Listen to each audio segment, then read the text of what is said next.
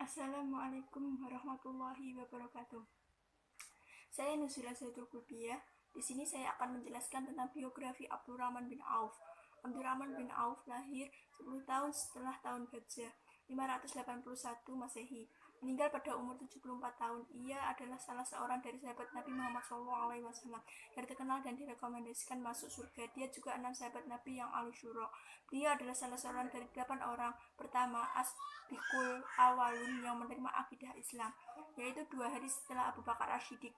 Abdurrahman bin Auf berasal dari Jurai, keturunan Bani Zuhro, dan dilahirkan pada tahun 580 Masehi, 10 tahun setelah kelahiran Nabi Muhammad SAW.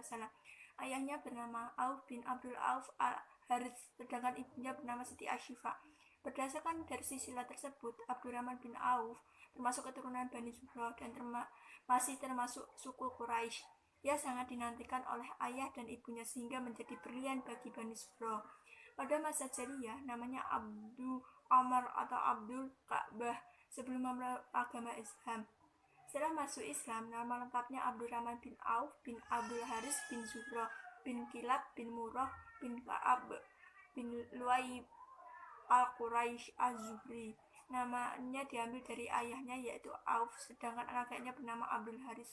Istri Abdurrahman bin Auf bernama Ayraiza, Bazar bin Kisra, Bariyah bin Hani, dan Kulsum bin Uqbah. Dan dari pernikahan istrinya, Abdurrahman bin Auf memiliki anak sebanyak 28 laki-laki dan 8 perempuan. Abdurrahman bin Auf dalam sejarah dikenal sebagai orang yang cepat menerima kebenaran Islam yang dibawa oleh Nabi Muhammad SAW, sehingga ia termasuk dalam kategori orang yang memeluk Islam di saat Islam masih disebarkan sembunyi-sembunyi, dan orang yang memeluk dan membantu menyebarkan penyebaran Islam di saat suasana yang demikian itu disebut as-sabiqunal awalun.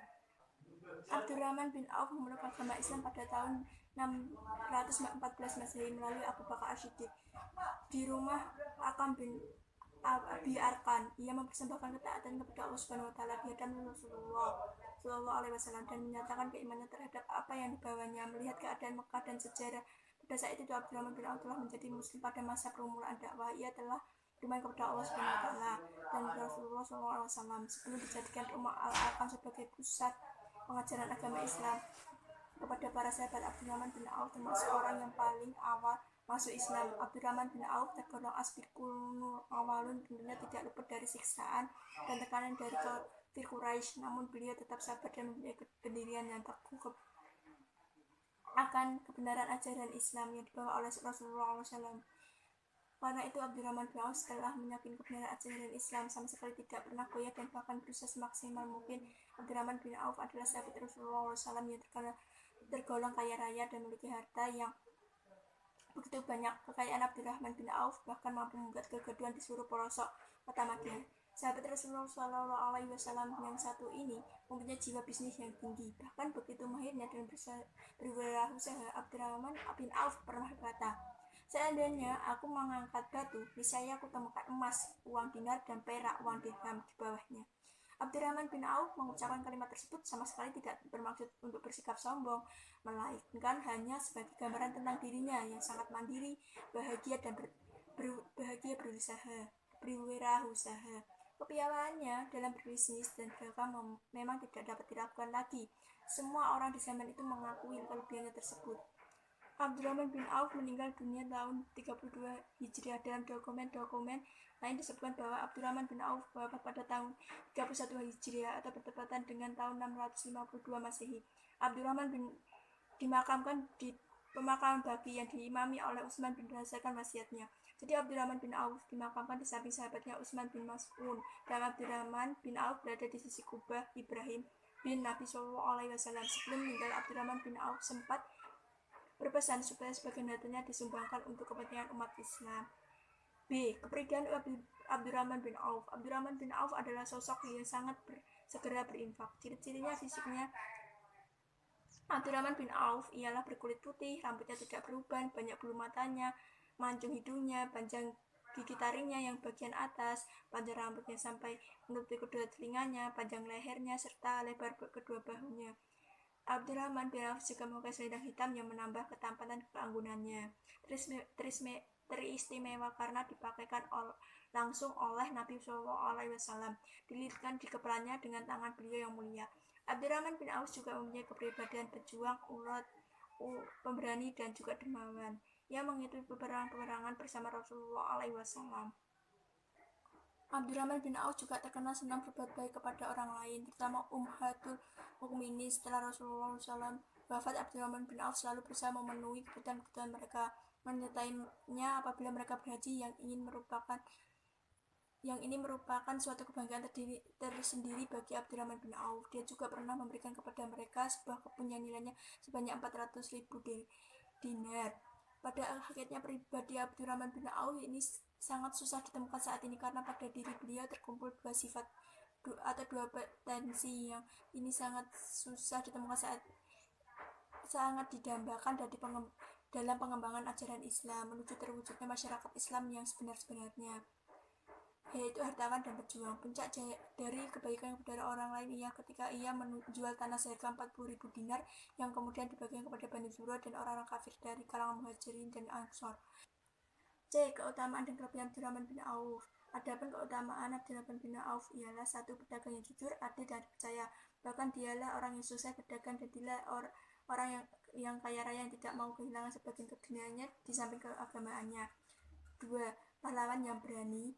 Terbukti setelah diutus Rasulullah SAW memimpin 700 orang pasukan menuju Daumatul Jandal. Setelah Abdurrahman bin Auf tiba di Daumatul Jandal, maka beliau mengajak penduduknya memeluk Islam sampai 3 kali. Namun mereka tidak mau, akhirnya beliau menyerang mereka. 3. Bijaksana melaksanakan dakwah Islamnya. Di samping itu beliau banyak memberikan berdampak seperti membebaskan budak, banyak mengetahui seluk-beluk bangsa Arab. Oleh karena itu setelah beliau tampil sebagai penyiar Islam, nampak sekali keberhasilannya. Adapun kelebihan Abdurrahman bin Auf. 1. Abdurrahman bin Auf senantiasa membelajarkan artinya di jalan Allah Subhanahu wa taala. 2. Di saat umat Islam berhijrah ke Madinah, dialah yang ditunjuk oleh Rasulullah SAW sebagai pelopor orang-orang yang berhijrah. 3. Ketika kaum muslimin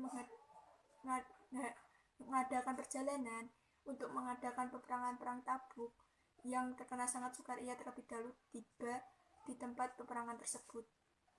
Sekian dari saya. Wassalamualaikum warahmatullahi wabarakatuh. Selanjutnya akan dijelaskan oleh teman saya. Assalamualaikum warahmatullahi wabarakatuh. Saya di sini akan menjelaskan tentang Abi Dzar Al-Ghifari.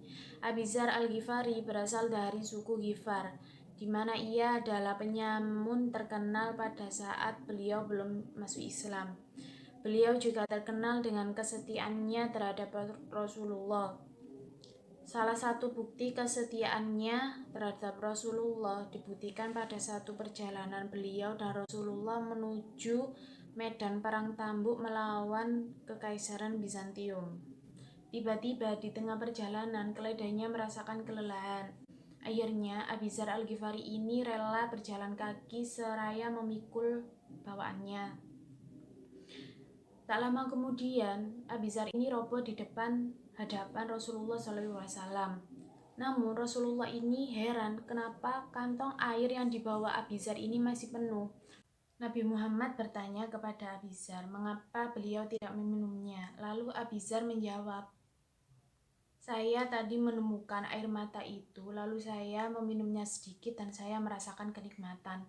Kemudian saya bersumpah bahwa tidak akan meminumnya lagi sebelum Nabi Muhammad meminumnya. Dengan rasa haru, Rasulullah SAW menjawab, engkau datang sendirian, engkau hidup sendirian, dan engkau akan meninggal dengan kesendirian. Tapi akan ada orang dari Irak yang soleh, akan mengurus semua pemakamanmu. Abi Dzar Al-Ghifari adalah sahabat setia Rasulullah. Dia mengabdikan perjalanannya demi untuk masuk Islam. Inilah yang dinanti oleh Abi Dzar ketika Rasulullah menawarkan kepadanya untuk masuk Islam. Kemudian Abi Dzar menyetujui penawaran dari Rasulullah. Dan Rasulullah menuntun Abi Dzar untuk mengucapkan 2 kalimat syahadat. Setelah ia menyatakan Islam, Abi Dzar ini mengelilingi Ka'bah, meneriakkan bahwa ia telah masuk Islam, hingga ia dipukuli oleh suku Quraisy. Atas bantuan dari Abbas bin Abdul Muthalib, akhirnya beliau dibebaskan dari suku Quraisy. Semasa hidupnya, Abizar sangat dikenal sebagai penyayang kaum duafa. Kepeduliannya terhadap kaum duafa ini dijadikan sebagai sikap dan kepribadian Abizar. Dengan hidup yang demikian, Abizar tidak memiliki teman dari kalangan Rasulullah SAW.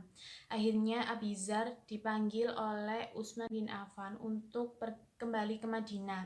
Setelah ia kembali ke Madinah, Utsman berkata bahwa ia akan menerima Abizar untuk menjadi teman dekatnya. Saat bertemu Abizar, pemuda itu memiliki 2 buah jubah. Yang satu ada di kantong tasnya dan yang satu dipakainya. Dengan kegembiraannya, Abizar berkata kepada pemuda tersebut agar memakaikan atau mengafani dirinya dengan jubah yang telah dibawanya. Akhirnya Abizar menghembuskan nafas terakhirnya. Terima kasih. Wassalamualaikum warahmatullahi wabarakatuh.